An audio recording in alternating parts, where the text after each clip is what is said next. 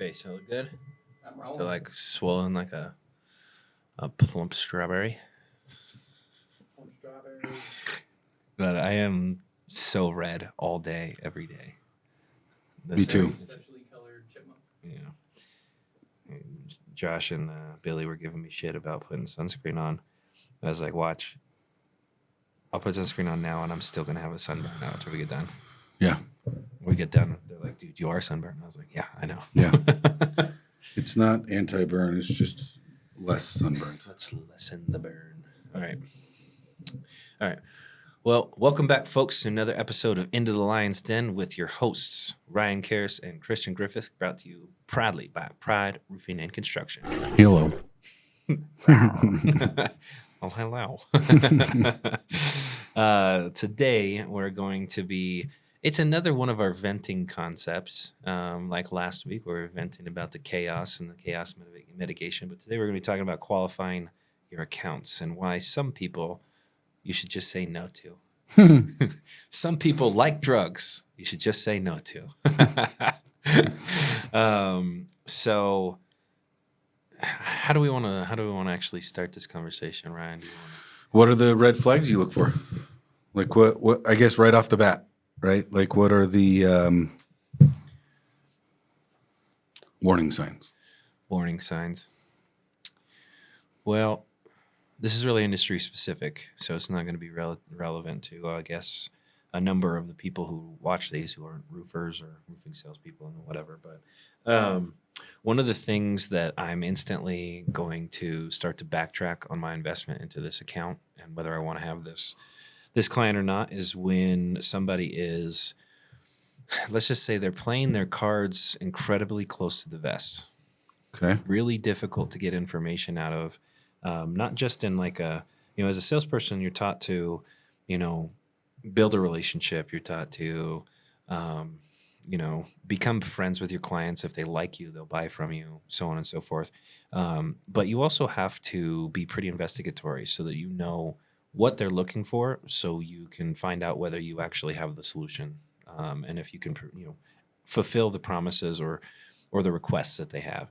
But as you're doing that, you're going to find out a whole lot about your client. You need to be able to somehow find out information about their budget, find out information about their timeline, how active are they in their pursuit of this, the need, so on and so forth. When we're working with insurance clients, so we're restoring the roof because a hailstorm or a windstorm or something, from the outside broke their home. One of the very first telltale signs that this is going to be a hard client is if they're unwilling to let you do your job and be an insurance specialist, work directly with the insurance. Instantaneously, I know this is going to be a can of worms. What do you think? I would agree. I think that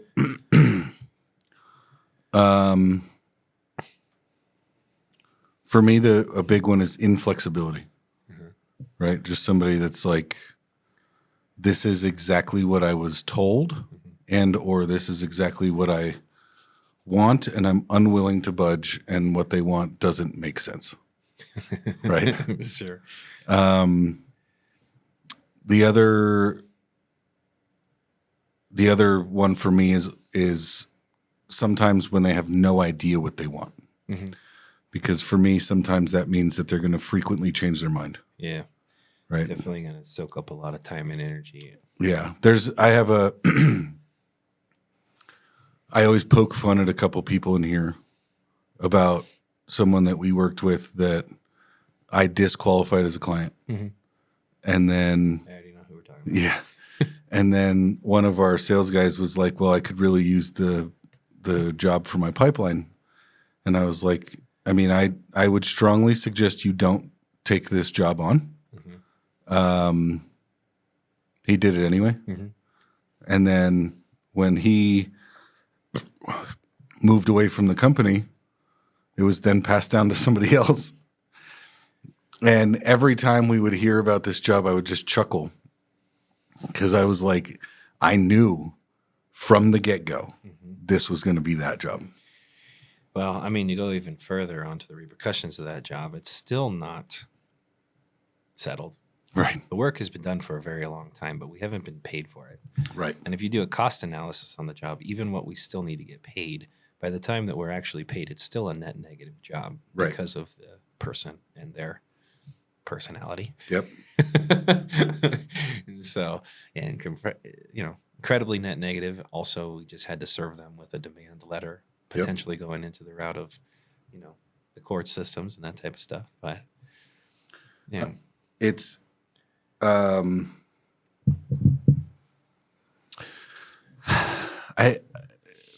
lot of times for me it's a feeling, right? Almost in the sense like dating, right? You're like, I don't know about this one, right? And it's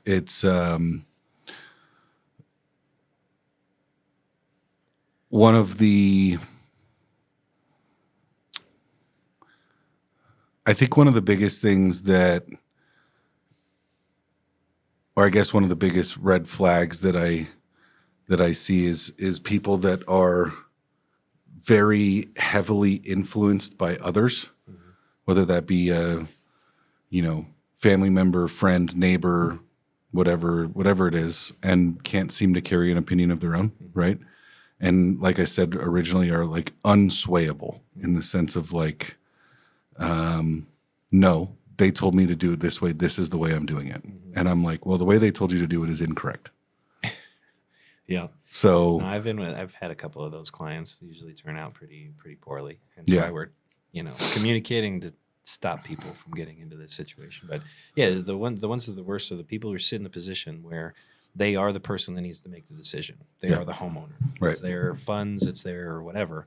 But yet they are, let's just say, by nature, are incredibly indecisive.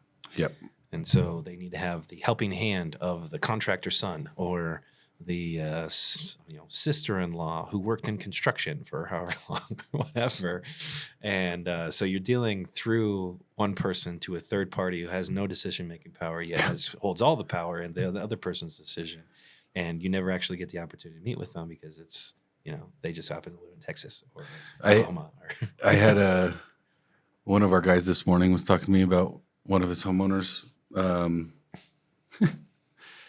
And he has an insurance adjustment tomorrow, right? And our employee was like, I'd really wanted to go, but he told me that he wants his son-in-law to get on the roof with the insurance adjuster to make sure that the insurance adjuster is trustworthy and fulfilling what they're contractually obligated to fulfill.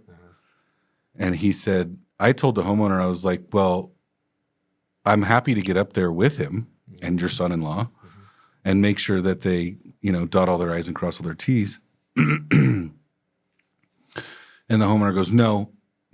If you get up there, then if you persuade him to do certain things, then he's not being honest.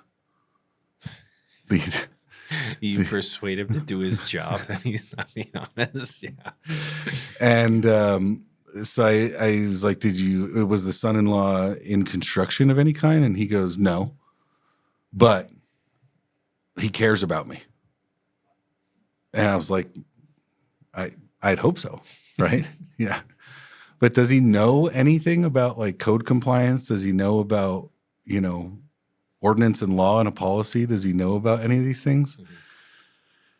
And he was like, I kept pushing him a little bit, but I just didn't want to push him all the way away. But he was like, that was a first for me. And I was like, that would have been a first for me too. But right. Like, I think a lot of it comes down to one of the things that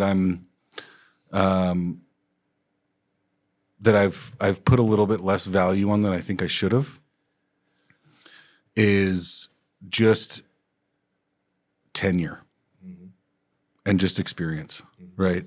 Like I was with a homeowner the other day with one of our newer hires, and I left the whole interaction and got the scope, set up a contract, right? From an initial door knock, right? And she was like, I would have never known to say any of that stuff. And I was like, I know. Yeah. It's okay. Yeah. Right? But I think a lot of the quote unquote red flags that we see when we qualify and disqualify a client a tremendous amount of that has to come from experience Mm-hmm. and just EQ. Yeah. Emotional intelligence. Yeah. Experience. Well, I mean, we wouldn't have the barometer that we have had we not already made that mistake. Right. I mean, that probably is, you know, if you're trusting in the management staff or the people elected in the management staff, that's generally because of two things: their aptitude in the position and also their experience in, Right. you know, in the field. So trust what they have to say. Actually, I was joking around with Crew a couple of days ago. He stayed after hours for a little while, and we were talking about certain things that we've started to avoid offering or saying in our pitch. Me too. And why? And it's funny because a lot of the Crew's he's very straightforward with what's going to happen with this account, and he's very set on which things he will accept and which things he won't. And contrary to a younger salesman, he'll purposefully not sign the contract with this client if they're dead set on him doing X trade. Right. But Crew knows historically this has turned into a cans of worms. And so he'll literally give up the entire contract for the sake of this person being dead set on this one thing, right? Mhm. Which is really hard for somebody to do. An introductory salesperson is like, that's a number. It took me so long to get here. I need it. I want it. I'm going to sign it and I'm going to deal with it. Then you find out 6 months later, because this turned into chaos, I should have never taken that damn thing. I should have just sold 2 more people in the meantime. Yeah. Which is funny because with the experience side, it's so easy for me to do. Oh, yeah. To just be like, yeah, I don't. This is just not something that I'm interested in signing for the work. Yeah. Right. Now, the common saying around these parts, I don't know if this is, industry specific or for everybody. I think it could be pretty universal, is that, 10% of your clients are going to create 90% of your problems. So if you want to avoid, 90% of the chaos in your life, avoid those 10% of people. Right? It's funny that percentage analogy is very, it's said very in multiple different ways. It says the same meaning, right? Mhm. It's like, 90% of your clients or 10% of your clients will take up 90% of your time, Uh-huh. right? And then 10% of your clients will cost you 90% of your budget for a job, Mhm. right? I mean, same difference, but I've had a couple. I mean, there was a couple up the hill that were that were that way. I mean, I think one of the things, and I've never really ran into this retail. Mhm. It's always usually insurance based, Mhm. and it's teaching the sales guys as well as having your own kind of barometer or clarity with the homeowner of like, this is what's covered in your policy, this is what's not covered in your policy, Mhm. or this is storm damage, this is not storm damage, Mhm. right? That's something that that's one of the hard things to work around, because there's so many unexperienced people in the world of restoration, Mhm. sales, and roofing and exteriors and stuff like that. Is they're promising everything under the sun, so everybody thinks that their whole house is going to have this quality makeover for the cost of $1,000, and those same people are the ones that are waiving the deductible, so it's free to do this extreme home makeover. Seems like it's all well and good, but the policy reads a certain way, Mhm. right? If your policy doesn't have this coverage, this is not included. I've learned over the, tenure, whatever you want to call it, my time doing this, it's important to do policy review upfront and state certain things, right? You say, I think I can get the insurance to cover this thing, and then you fight for 4 months, and turns out it was not covered in the policy. You've ruined a great relationship by something you should have just drew a line in the sand with at the beginning, right? Let's make this more fun. Yeah. Tell us your favorite horror story of a client. It's favorite now because it's over. Tell us a horror story. Oh man.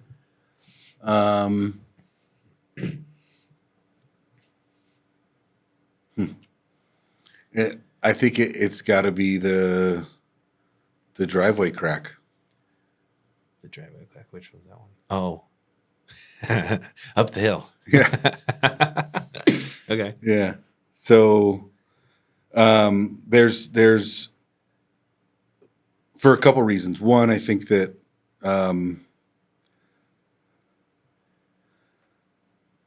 I will take total ownership of this, right?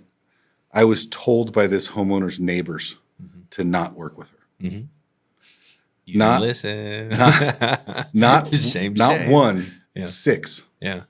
right? And I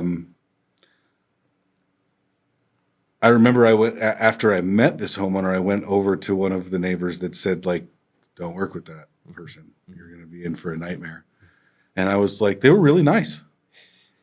And the other homeowner was like, "Yeah, that's how it starts." And I was like, "Oh, I think everything will be fine." Everything wasn't fine. That's for sure. So I want to say by the time we were done with that job, we probably collectively, between you, me, Josh, just in conversations, had probably spent, I don't know, 30, 40 hours on the phone with this person. There was a pre-existing crack in her driveway. And when the supplier pulled their gigantic truck in, it exacerbated the crack, right? Luckily, well, I guess kind of luckily, but Normally it would be luckily. yeah. I had pictures of the driveway. The supplier had pictures of the driveway. But even with those pictures, it seemed to not matter what we said. At who is quote unquote at fault, right? But I think that made it the worst for me because it was either her or the woman 4 doors down. What a fun street. Yeah. The rest of the street was great. But it was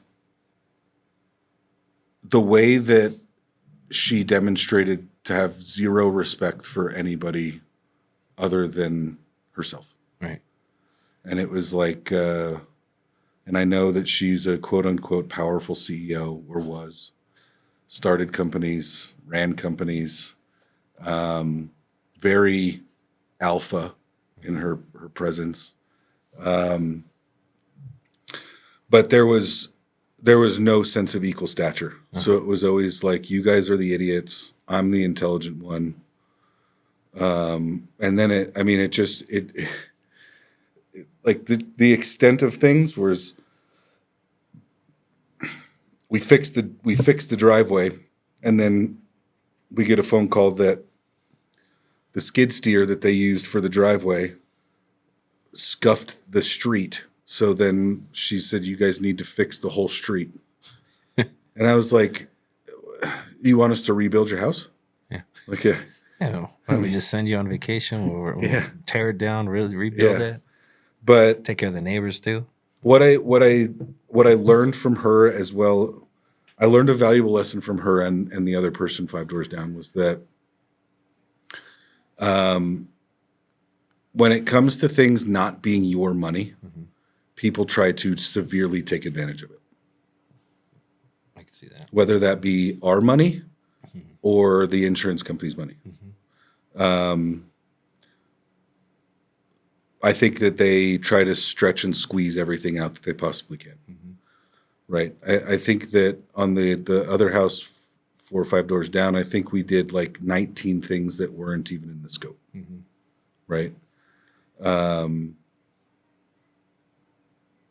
I told this person was not covered by insurance. Like I can't even communicate to your insurance that they should cover this because it's literally not damage from a storm, which is what your policy covers. Right. But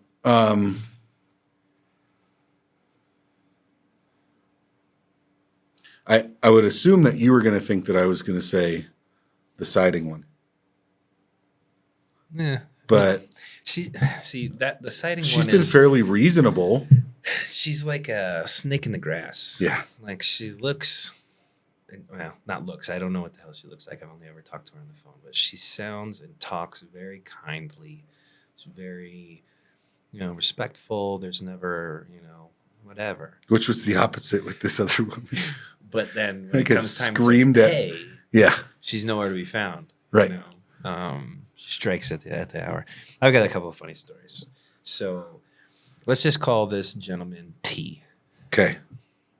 First name starts with T, so we're going to call him T, because if he's watching, I don't want him to get pissed off even more than he did during that project. But anyways, so T, I should have known from the very beginning not to take on this account. But I'll give a little synopsis and I guess some guts to why I made the decision to work with this person, right? So it was a really low storm year. At this point in our time as a company, 100% of the work that we were doing was insurance related. We Right. had not transitioned to the point where we became well known enough that we had people calling us. We had retail opportunities. We also didn't have enough funding to be able to pay for leads in order to earn all of this stuff. Everything came from door knocking, specifically in storms, right? Not only were we in that position, but this happened to be the only severe storm that happened the entire year, right? And it was a severe storm in a 1 mile radius. So think about that for a second. You've got Fairly congested. 2,500 contractors in the northern Colorado and Denver area, all swarming into a 1 mile radius, essentially fighting over. You can't even fit all the trucks in there. Exactly.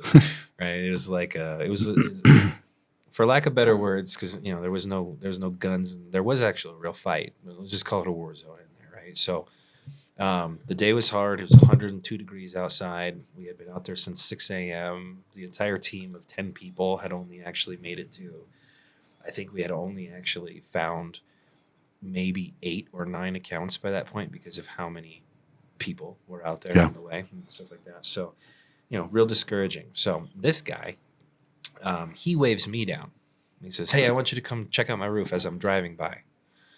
And which is different because most people were like, at that time, you get out of here. I bet you were like, yes. Girl. So I just pull the truck in, go out and meet T. And he proceeds to tell me about how he's been he's owned a HVAC company for the last 30 years. And that automatically was a red flag. Not one that I can't get past, but one I need to fill out a little bit more. When you're working with an experienced contractor, a lot of the times it's pretty impossible to equalize your business stature. It's pretty impossible to get your word said or even make it a point that you're the expert and they are not, right? You kind of have to you just have to flow with them instead of teaching them anything. Right. So that's already hard to work with. But on top of that, he proceeded to essentially ask me how much money he's going to make me off of this insurance claim. Right. So, I did the whole bit and explained that's not how it works. We're not going to do that. So on and so forth. I mentioned to him, when you make the claim, there are certain things that are cosmetic damages. There are things where your insurance is not going to drop you if you don't do it, but they're also not going to cover those, lose insurance coverage over those things. And he goes, "Well, I don't care about those outbuildings out there. So let's see if we can get them covered. I'm going to keep the money for it." And I was like, "You do you, boo-boo. That's your whole thing, right?" And so I should have disqualified this guy at this point, right? Anyways, we start the project, and it's the second day. It's a pretty large roof. It's the second day of the project, and I get a call at like 6 in the morning. And, I was up because, make hay when the sun shines. So it wasn't like he woke me up or something. But I was like, "Hey, T, how you doing?" And I'll do the impression. He goes, "Hi, Christian." It's like, "What's going on? You all right?" He's like, No, I just got out of the hospital." And I was like, "Got out of the hospital? What happened?" And he goes, "Yeah, you and your team left materials in the driveway last night. And I got out of my truck with my groceries, and I tripped over them, and I broke my back." and at that point in time, I hadn't had anybody scam me like this. So I was like, "Oh, crap, I didn't really know what to do immediately, but I was like, well, this is awful, so on and so forth. I'll look into what had happened because our process was materials that are waiting for the next day are to be put up against the house out of walkways, specifically for that purpose, risk management. Right. We also have to take pictures of those things as we move them so we know where we left the site, just in case something leaves the site or something moves, that kind of stuff. We did all that. Yeah. So within about 20 minutes, I found out that this person is lying to me and they're trying to squeeze money out of me for some fake Lawsuit. and whatever. Broke my back. But I still had to finish his job, right? And I'm contracted to finish this work, so I can't be like, "Hey T, you're a fucking liar," And so I called them back, and I tell them, I was like, sorry that this had all happened. What I need to do is, if you guys, I'm willing to pay for your medical bills, if you send me a copy of them. So I need a receipt so I can reimburse you for the entire amount. And he goes, just blank silence. And he's like, okay. We finished the work. Never get these medical bills. But then he tries to pull another scam. No way. Yeah. So we're doing, as we're finishing the work, he has our project manager come inside, and he's got cracks in his tile in his bathroom, but he's got a skylight above it. We had to replace the skylight. Mm. And there was some synthetic felt on the ground and a couple of small pieces of shingles that are falling through right when we replaced it, which are things that we let people know of occasionally. When you take the cap off the hole in your roof, things might fall through, so we're gonna have to clean up in here, whatever. Right. And he proceeded to try to convince the project manager that the synthetic felt, which to you guys that are watching that don't know what this is plastic. Little piece of plastic fell down. Flimsy plastic You that know, probably weighs less than an ounce. Took a long time to fall because it was going like this as it fell down. Fell onto the tile in his bathroom that had been there for 45 years. And cracked it. And cracked it. And so, I get the call and I was like, at first I was pissed. I was like, how could, whatever. How could we let things fall through the roof? I go and look at it myself. Then I look at the crack and I see that there's a buildup of gray stuff in the crack, as in the crack's been there for a while. It's oxidized. It's not that. It's have you ever been in like a friend's house or somebody's house where they've just been like a chain smoker inside of their house for Oh the my last God. 40 Yeah. years? It was ash. It was ash build up inside of a crack, building up in there for years and years and years and years and years. And he's trying to convince me that this crack is brand new from a piece of synthetic felt that fell Paper. that fell out of the roof. And at that point, I finally flipped a switch and I was like, Terry, I'm not paying for this. This is not damage from us. We'll clean this up right now because there are some granules and a couple of little pieces of things here. But it's very clear that you're trying to get me to pay for to remodel your bathroom that has been cracked for probably 20 years with the amount of smoke and ashes that have been built up in here. He goes, and he calls me a liar, whatever. And it wasn't great, but it's a pretty good story in regards to just the things that happen in the field and why you should qualify your accounts before you start going too far. Did he pay his bill? Actually, no. Actually, no. He paid a significant amount of his bill, but to this day, he still owes us about $5,000. So. Nice. Gotta love that. So, do you want to go any more horror stories, or should we talk about the things that we could do to qualify accounts better and red flags and why it's important? Well, I mean, this is a good kind of caveat. So one of the sales, it's really a kind of a personality identifier system that I teach to the sales guys. And I don't know I think you've heard some of it, but it's called the BOLT system, which stands for bull, owl, lamb, and tiger, right? And it was written originally by this guy in the 70s who sold real estate. The book is phenomenal, but I print out the handouts and show them to the sales guys when we're training, walk them through identifying the personality types and all that stuff. But it's summarized like a bull's personality traits are time conscientious, right? And bottom line oriented. They represent themselves as being very brash or sometimes standoffish, right? They're the guy that opens the door and stands in the doorway and kind of protects his house. An owl is, if we look at the general professions that most of these people are in, bulls are very blue collar, right? They're very they lean right.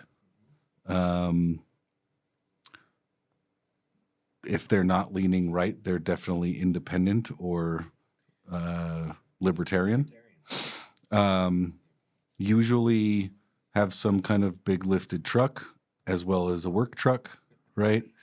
And it's in my opinion, they're the easiest type of person to identify. I also think they're the easiest person to sell to because there's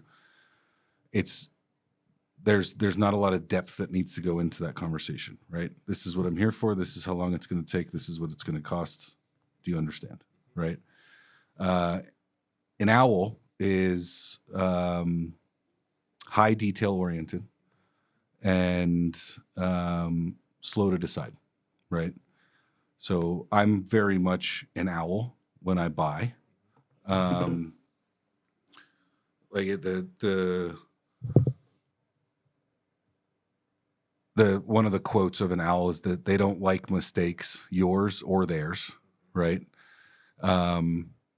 When you pitch to a bull, it's like the presentation is A and Z. This is what we're doing. This is what it'll end at. With an owl, it's A through Z in order, right? So an owl is they can also appear to be very standoffish, maybe a little bit arrogant in their intelligence, right? They'll ask you questions that you don't know the answers to, that they know the answers to, right?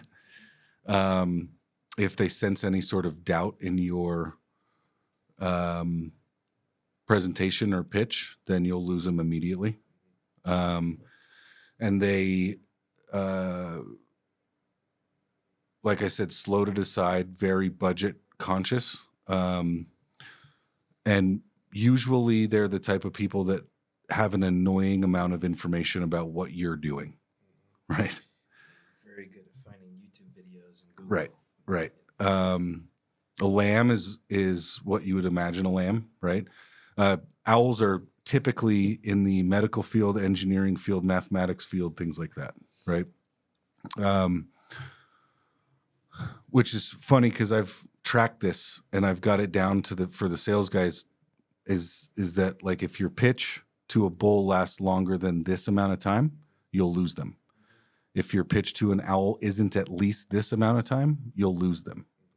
A lamb is very risk averse, as you could imagine a lamb being, right? They have tremendous buyer's remorse and they don't trust their own decision-making skills, right? Their top concerns are safety and security. They're always the type of people that will ask, like, if you ask to get on the roof and inspect the roof, they're the ones that are like, well, what happens if you fall off? Right? Well, what happens if you get hurt? Right? They're very meek. They're Billy's kryptonite. That's what he says. But Billy's he's one of the few people that I know that's genuinely 100% bull. He buys and sells bull. That's it, right? Most people have like a primary and secondary personality type, right? And then the last one's a tiger, and the best description of a tiger I can give you is Bucky, right? So if any of you guys saw a guy playing drums in our parking lot a few weeks back, that was Bucky. Extremely extroverted, doesn't care about attention to detail. He's playing drums in a Judas Priest tribute band in Denver this weekend. And in New York in like 3 weeks, yeah. But they're very they want to be part of the crowd. They don't want to be left out, right? But they're, in my opinion, the most flaky, but not in the sense of that they're untrustworthy or unreliable. They just have decision-making ADHD. So if you don't get them on day one, whoever talks to them next will get them, right? As long as they keep their attention. Correct, right? Love compliments, right? Talk about things that they want to talk about. Most of the time, I tell these guys, when you pitch to Tiger, you'll talk about nothing that has anything to do with the exterior of their house, right? They answer the door excited, almost overly excited to see you. You're like, knock, knock, knock. Hey, they're like, hey. What's You're up? like, You want to hang out with me? and for me, I'm like, wait a second. Yeah, right. But for me, I like the most red flag type clients are owls and lambs, right? Because owls have such a finite attention to detail that sometimes their expectations are unreachable, right? And then lambs are very much like, this is what I decided. I changed my mind. They're like, what do you mean you changed your mind? We're halfway through the roof, right? You can't change your mind. Your initials said put this color on. You're trying to tell me you want to change the color now? Right. So, but the trends I've seen is the most problem-based or potential problem-based clients are always going to be those two types, right? I can see that.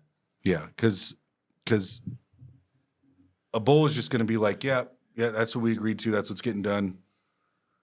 Looks a little messy, and you're like, I'll clean up. They're like, okay, right? A tiger's like, I picked green. You're like, yeah, bud, you picked green. He's like, oh, Cool. sweet, right? Which is buggy, like through and through, right? But those, I would say that, and I had a very good mix of that up the hill, right? But they were all either owls or lambs, right? And what I learned for me in my own process with that is like, I have to, outside of our paperwork where we initial boxes, right? When I'm sitting down at the table with somebody that's like that now, I will literally detail the notes section so detailed, and I will have them initial the details, right? Because I'm like, this is what we're agreeing to, right? Not more, not less. This is what we're doing, right? And then with a lamb, I'm very conscientious of talking to them of like, because one of their pillar character traits is they're always the type of person who's going to be like, oh, I need to call my brother because he knows more about this than me. And I'm like, I understand. Let's call your brother, right? But your brother has nothing to do with your house. Right. He lives in Wisconsin, Right. right? But is to talk, and I'll ask them very specifically, is there anybody else that you need to talk to before you make this decision? Or is there anything that you're feeling like you are not at ease with that you want to clear up right now, right? And I think some of that comes with just sales tenure, not necessarily just sales in what we do, but sales tenure. But what sales here has taught me is how easily things can be misunderstood or misconstrued, right, in what you do. And it's like when I sit down, and I always tease Dan about this because I very rarely do e-sign contracts for the purpose of the fact of like, I need to sit down with this person so that I don't have 5, 10, 15, 20 hours 3 months from now devoted to problems. E-sign seems like a really good way to expedite the process. However, it removes that human side, Right. where we understand each other. You don't, Right. you don't know mannerisms, body mechanics. You don't know how to actually interpret whether they feel comfortable with the decision or not. Right. A lot of people can be talked into a lot of things. Right. We found that in the sales world, but I'm a firm believer. We got to do this in person. I need to understand. We need to look at each other and be like this the Right. whole time. And if we're not, we should slow down. Right. Yeah. Which is fun, which the good lesson for me like that, if we look at like the national average of, and this is, I don't think that many people know this I don't think many people know this in this company, but I've been to like 3 of the big national roofing conventions, right? Where they have these speaker panels of, high performing salesmen, et cetera, et cetera. And,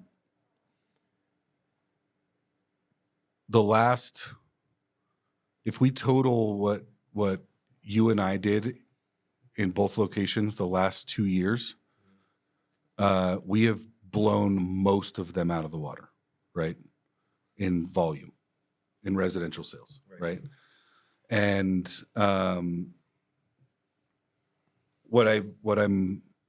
the lesson I learned 2 years ago when I had my highest sales year was exactly what you just said, was that the e-signs were convenient. The volume was high, right? And I was like, I just want to scoop up as much of this work as I can. And then on the back end, I learned a lot of valuable lessons in that, Yep. right? You're Of gonna like, pay the price for cutting corners. right. And it was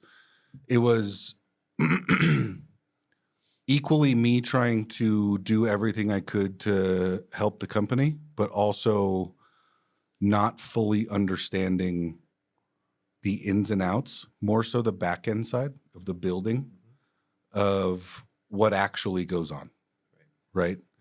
I was like, listen, it's my job to sell these things. It's my job to make sure the client's happy. It's my job to make sure that we do what we say we're going to do, right? And then I've got the guys on the back end being like, I literally can't do what you said we're going to do. And I'm like, what do you mean? What do you mean? Right. What do you mean we can't do that, right? Files are in the computer. Yeah. The files are in the computer?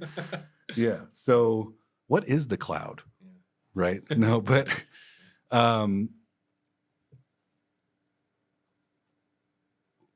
I chuckle when I kind of see some of the stuff. I chuckle in my head when I see some of the stuff of like the things that I see some of the sales guys going through and their frustrations with maybe stuff that goes on at the build or things that they wrote on contracts that they didn't necessarily fully vet, right? And they're like, well, it's all so much easier for you. And I'm like, yeah, but what you're going through now, I did 40 times, right? And for 6 months into 2023, my life was not fun, right? So it taught me a lot in learning the comprehensive envelope of what we're doing, right? Which then led me to the same thought process that you were talking about with crew of like, I don't even want to get in this mess. So, but you got to stay in that abundance mindset where you right. understand There's plenty of more opportunity. maybe this isn't the one. Right. Somebody else might want this. I Right. want this. Yeah. Yeah. And it's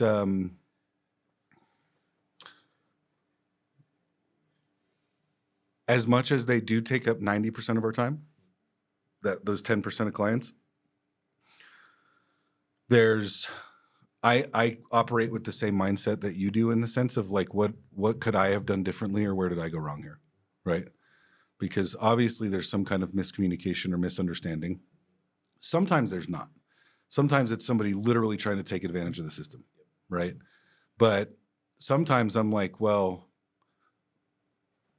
like one of them with the shingle color, right? They're like, you put the wrong color shingle on our roof. And I'm like, well, I didn't, first off. Second off, the shingle you have on your roof or had on your roof was 27 years old. It's going to look like a different color than this brand new shingle, right?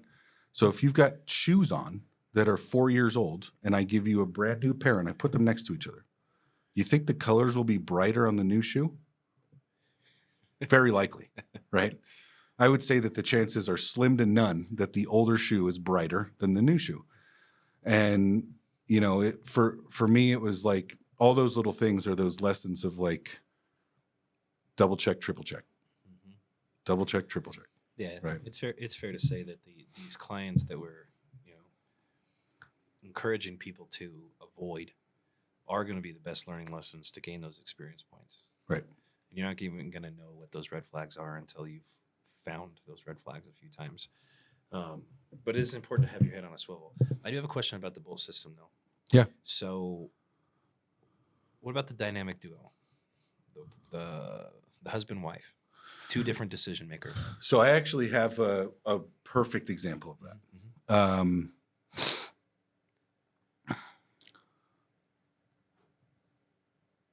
The second Decra roof I sold in Bonnell. Husband was lamb, wife was bull. Okay. Which was tricky, right? Because I've seen that combo. Yeah, but it's rare, right? To have it really is the situation where she wears the pants. Yeah. Right. No judgment, but for me, it was just like, so I'm sitting at the table with both of them, and they've been going back and forth with this for, I think, 6 weeks at the time, right? And husband, to the point where they're now arguing about it, right? She's like, make the fucking decision, right? And he's like, you won't listen to me and what my concerns are about the decision. And she's like, I don't want to fucking hear about it anymore. I want to make a decision.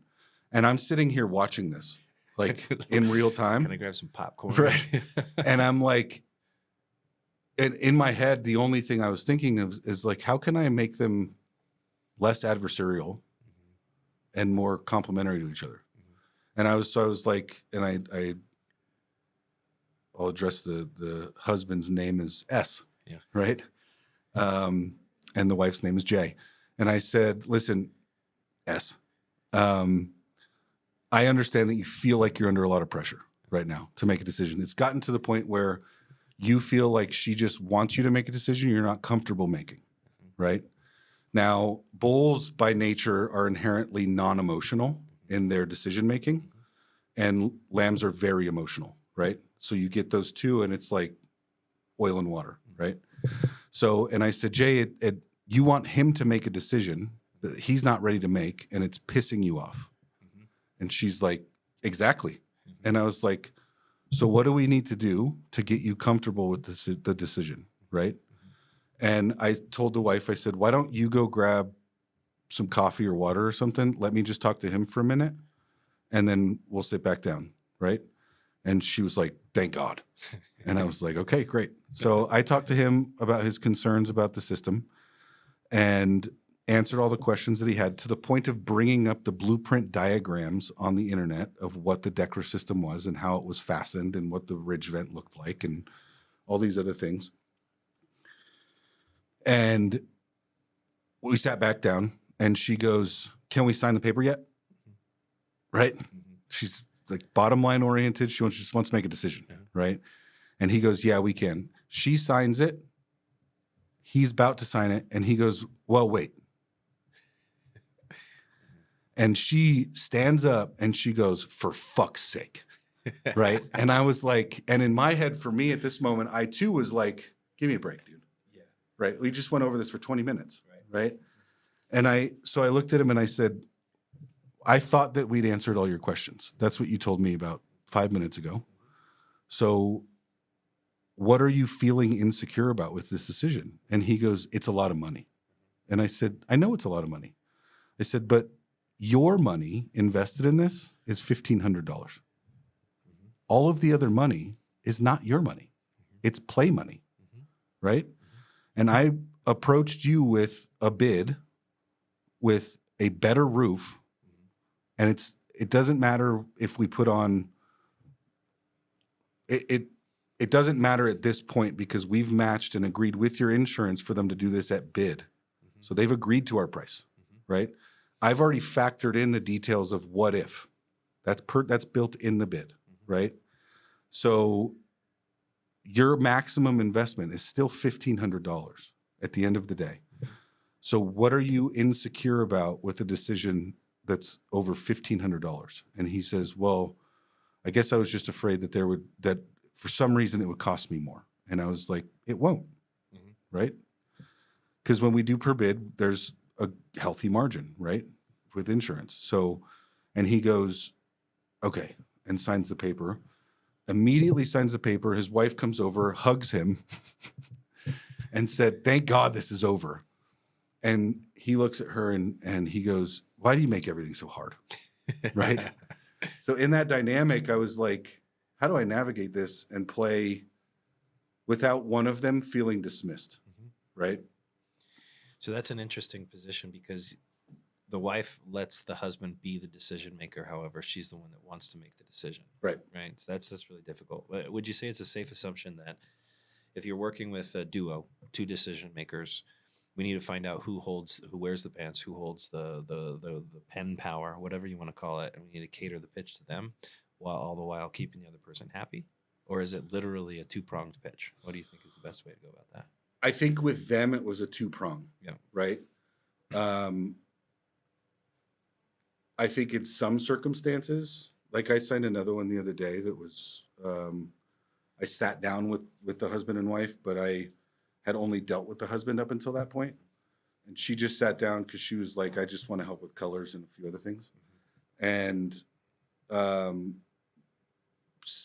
of the conversation was directed just at him because I'd been talking to him the whole time.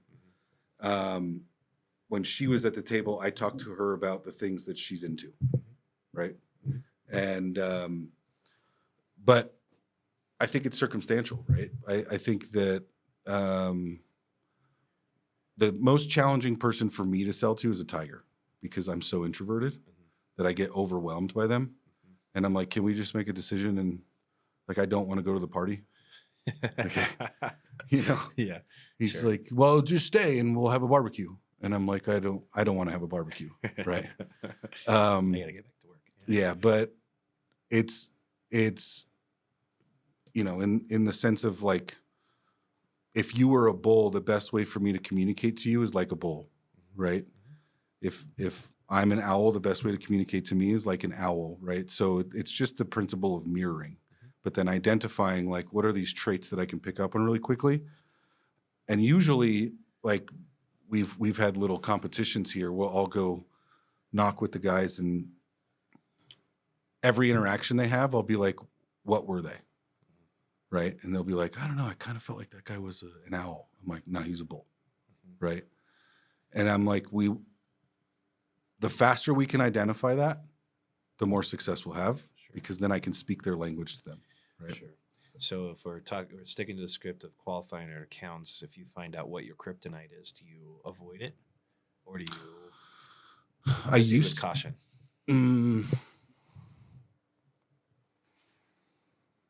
I don't have any problem telling somebody that we're not the contractor for them. Sure. So for me personally, the personality is irrelevant. Right. I've always been more of a chameleon. Like I know how I want to communicate. I know how to mirror. I just naturally and instinctively can communicate with any particular type of person, right? It's less about the personality. It's more about the words that come out of their mouth as the personality is showing.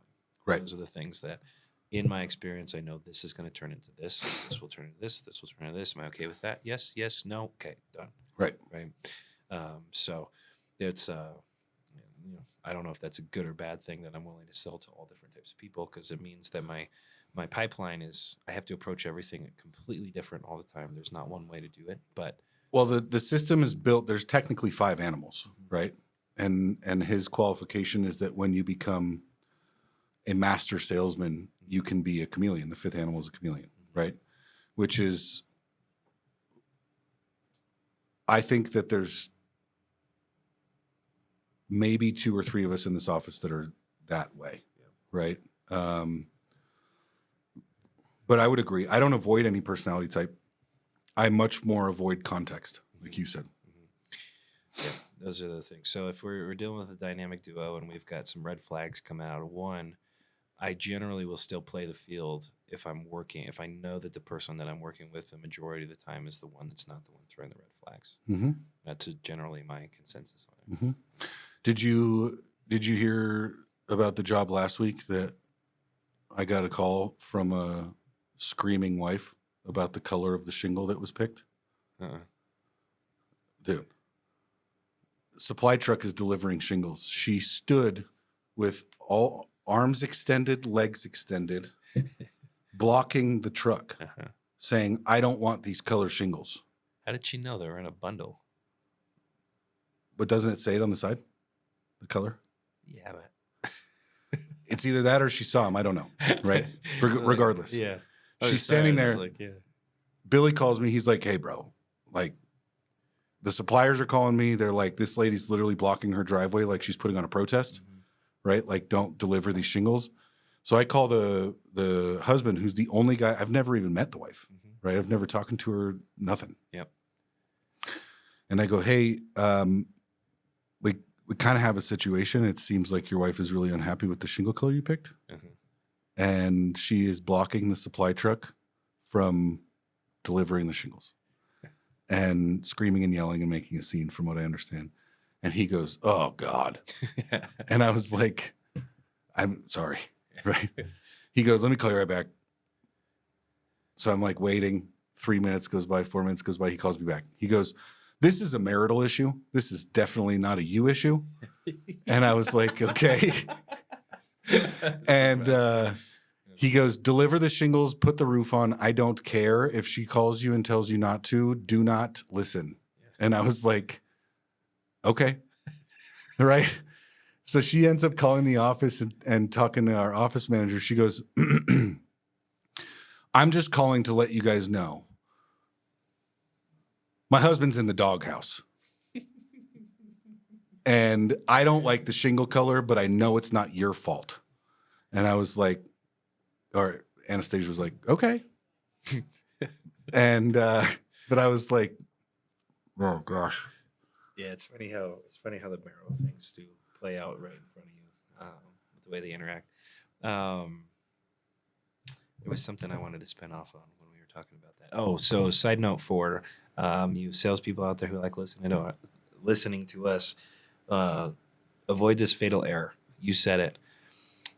When you are going to sit down and actually execute a contract or turn this into a job, you need to make darn certain through simple question and answer that all decision makers are available at the table. This is very important, right? Is there anybody else who's interested or is going to be making these decisions with you, and make sure they're there with you. And if they're not there with you, they're communicated with effectively so that they're in line the whole time. Because there are certain tandem duos where they both hold equal amount of decision making power. Mm-hmm. If you're sitting with one, you're only getting half the answer. Mm-hmm. It's a big Yep. deal. Well, that's what this homeowner, the guy with the color thing, he was like, "She doesn't even own the house. I own the house." And I was like, "That's not my business, man." And he was like, "No, literally. She's not even anywhere on the house. I own that house 20 years before I met her." And I was like, "Okay, Okay, cool. that's fine." Cool. So, I have a counselor yeah. that I go to regularly. If you'd like their number. Oh, but that one was funny because I just kind of hung up the phone and chuckled, but I was like, "Oh boy, that's a rough one." But You got any more tidbits or useful tools on qualifying accounts? no, I'm good. I I always say just trust your gut. Well, there is a lot of research around the bacterial flora and its connection to your brain, which is really interesting. So There's actually more neurons in your small intestine than there are in your brain. which is wild, right? So trust your gut. Now, if you guys are out there and you are doing the job of a salesperson in any industry, it's important to qualify your accounts. Not everything should be sold, and if you do sell the things that have been against the bacterial flora, neurons, right? They're against your gut.